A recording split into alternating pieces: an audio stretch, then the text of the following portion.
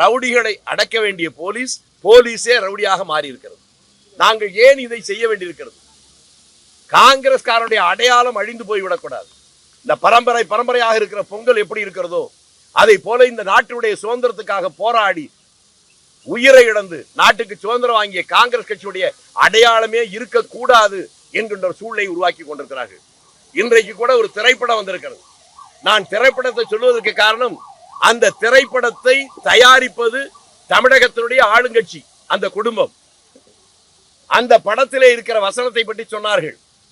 காங்கிரஸ் தான் இந்தியை திணித்ததாம், இவர்கள் தான் எதிர்க்கிறார்களாம்.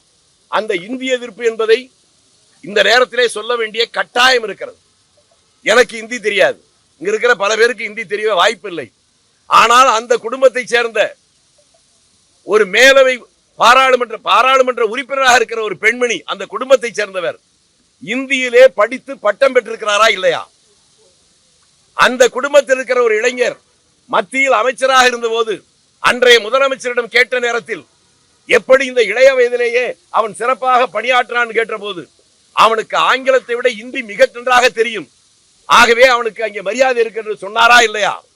ஊரிலே இருக்கிறவன் எல்லாம் நீ அம்மா என்று அழைக்க முடியாது, மாதாஜி என்றுதான் அழைக்க வேண்டும், அப்பா என்று அழைக்க முடியாது, பிதாஜி என்றுதான் அழைக்க வேண்டும் என்று ஊருக்கு சொல்லிவிட்டு தன் வீட்டில் இருக்கிற பெண்களையும் பிள்ளைகளையும் எல்லாருக்கும் இந்தி கற்றுத் தந்திருக்கிறார்களே.